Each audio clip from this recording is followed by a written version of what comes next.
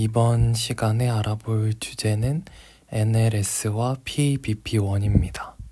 NLS와 PABP1은 뭘까요? NLS의 정의는 뉴클레어 로컬리제이션 시퀀스로 뉴클레어가 핵을 뜻해요. 그래서 의미는 핵으로 위치를 옮기게 하는 신호서열이에요. 그럼 NLS, 이 신호서열이라면 이 서열이 어디에 있을까 생각해 볼 수 있어요. NS1의 RBD 부분과 CTT 부분에 NLS 서열이 존재합니다. CTT는 처음 보죠. CTT에 대해 더 설명해 볼게요. 이 그림은 NS1의 선형 구조와 3차원 구조예요. 밑에 그림이 선형 구조예요. 그림 보면 219, 230 플러스 표시된 부분이 보이죠? 이건 아미노산 개수예요. 보통 203 부분부터 C-터미널 테일이라고 부르는데 각각 단백질마다 C-터미널 테일이라고 부르는 부분이 달라져요. 203부터일 수도 있고 200부터일 수도 있고 해당 단백질의 구조나 결합에 따라서 달라질 수 있어요. C-터미널 테일이라고 붙여진 이유는 단백질의 C-터미널에 존재하는 특이적인 서열이나 구조적인 요소가 특정 기능을 하기 때문에 C-터미널 테일이라고 명명된 거예요. CRK 단백질과 결합하는 NS1의 C-터미널 부분의 아미노산 구조예요. CHD1 단백질과 결합하는 NS1의 C-터미널 부분의 아미노산 구조예요. WDR5와 결합하는 NS1의 C-터미널 부분의 아미노산 구조예요. 이처럼 다양한 단백질들과 결합할 때마다 NS1의 C-터미널 부분의 아미노산 구조들이 다 다르다는 걸 볼 수 있어요. 쉽게 말해서 C-터미널의 많은 아미노산 연결 중에 각각 단백질마다 결합을 유도하는 특정 아미노산 서열들은 각자 다르다는 걸 볼 수 있어요. C-터미널 테일에 대해서 알아봤는데 여기서 궁금증이 생길 수 있는 점이 있어요. NS1의 구조는 크게 NTD, CTD 이렇게 나뉠 수 있는데 그러면 CTD와 CTT를 구분짓는 기준이 뭘까? 란 질문을 할 수 있어요. 왜냐하면 도메인 부분과 테일 부분 둘 다 C-터미널에 포함되는 부분인데 어떤 곳은 테일이라 부르고 어떤 곳은 도메인이라 부르기 때문이죠. CTD는 명확한 3차원 구조를 가지는 C-터미널 부분을 말해요. CTT는 비구조적인 유연한 꼬리 구조 부분을 말해요.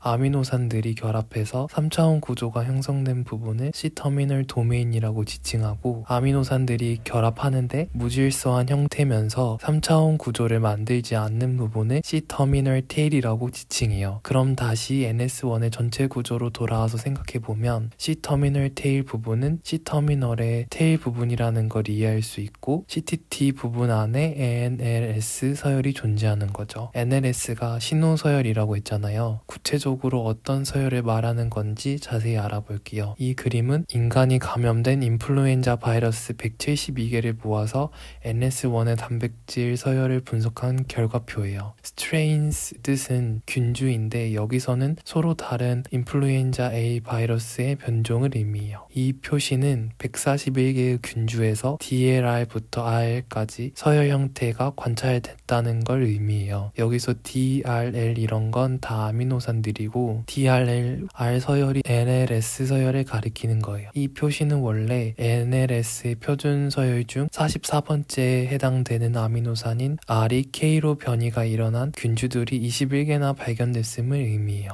짝대기 표시는 NLS의 표준 서열과 동일함을 의미해 즉 변이가 일어나지 않았다는 거죠. 밑줄 쳐진 표시는 이번 연구 이전에 기존에 확인된 NLS 서열을 의미해요. DRL, RR들이 아미노산들이 결합한 서열이라고 했죠. 이해하기 쉽게 각각의 아미노산들의 플레임을 표시해놨어요. 아스팔틱 엑시드, 아르기닌, 레유신 이 순서대로 결합된 걸 의미해요. 아르기닌은 많이 들어봤죠? 남성들 웨이트 보조제로 많이 섭취하는 아미노산이에요. 이 표시는 수많은 아미노산들이 결합해서 NS1이란 단백질을 만드는데 이때 34번째에 해당되는 아미노산을 말해요. 44도 똑같은 의미예요.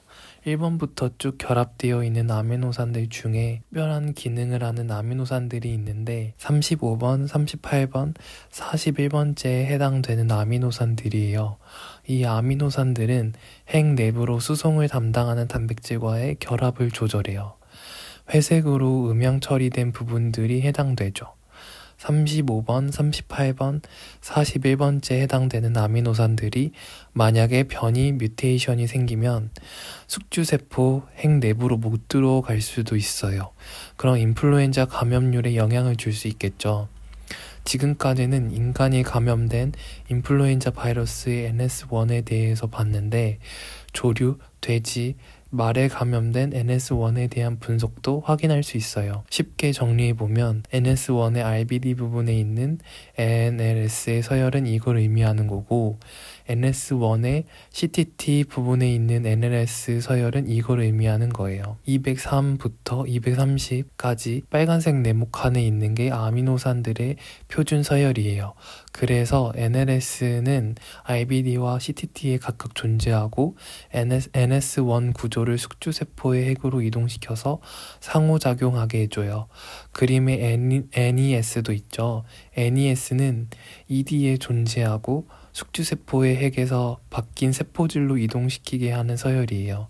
NLS에 대해 어느 정도 알았고 이제 PABP1에 대해서 알아볼게요.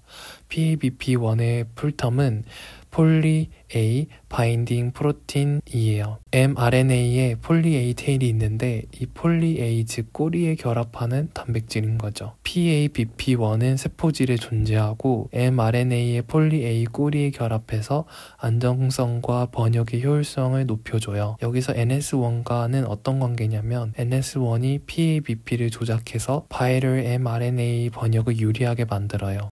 원래 PABP는 숙주의 mRNA를 번역해서 필수적인 효소나 단백질을 만들어내는데 NS1이 세포핵 내부로 들어와서 본인의 복제품을 만들게 하는 거예요. PABP의 의미가 말로만 들으면 이해가 안 되니까 그림으로 설명해 볼게요. 이 그림은 mRNA 폴리 A 꼬리를 나타내는 간단한 그림이에요. mRNA로 표시된 줄이 있고 PABP가 AAAA로 표시된 곳에 결합되어 있는 게 보이죠. AAA들이 폴리 A 테일이에요. 번역 활성화되기 전의 모습을 나타내고 있어요. PABP 한 개에서 PABP가 여러 개가 생겼죠. 폴리 A 테일을 연장시키는 과정이에요. 이렇게 꼬리가 연장되면 mRNA 번역이 시작되게 돼요. 여기서 궁금증이 들 수 있어요. 저 그림은 간단한 도형으로 표시된 2차원 표현이에요. 그래서 실제 PABP1이랑 폴리 A가 3차원 세상에서 어떻게 결합할까 질문할 수 있어요. 위의 그림은 mRNA의 폴리 A에 PABP1이 결합되어 있는 3D 구조 단백질 모형이에요. 왼쪽에 간단한 도형으로만 표시된 게 실제 단백질 모형으로 보면 이렇게 생긴 거예요. 빨간색 표시된 도형이 아데닌이에요. 위에 파란색 단백질 구조들이 PABP예요. 이 그림은 PABP가 어떤 아미노산들이 폴리 A의 아데닌과 결합하는지를 볼 수 있어요. 초록색으로 표시된 부분은 PABP의 58번째 아미노산이 아데닌과 결합하는 걸 보여줘요. N58은 58번째 아스파라긴을 의미하죠. N58과 아데닌은 어떤 결합으로 결합하냐면 수소결합을 형성해서 결합을 이루어요. 그림을 보면 점선으로 표시된 부분이 바로 수소결합을 나타내는 표현이에요. 이 수소결합이 얼마나 형성되었고 어느 정도 유지되었는지 시뮬레이션을 통해 분석한 그래프예요. PABP의 특정 장기, 아미노산과 폴리 A 간의 수소결합이 NS, 즉 나노세컨드에 따라 몇 개의 결합이 유지되는지 어느 정도 결합력이 있는지 보여주고 있어요. X축의 타임은 나노초 단위로 시뮬레이션이 진행된 시간을 의미해요. 100 나노세컨드 동안 진행하면서 매 시점마다 특정 지표를 기록한 거죠. Y축의 카운트는 해당 시점에 형성된 수소결합의 개수를 의미해요. 그래서 X축과 Y축의 상호작용으로 그래프가 형성이 되는 거죠. 38 나노세컨드쯤에 수소결합이 많이 형성됐음을 알 수 있고 77 나노세컨드쯤에 수소결합이 많이 감소했다는 걸 그래프를 통해 알 수 있죠. 이 표시는 점유율인데 시뮬레이션 100 나노세컨드 중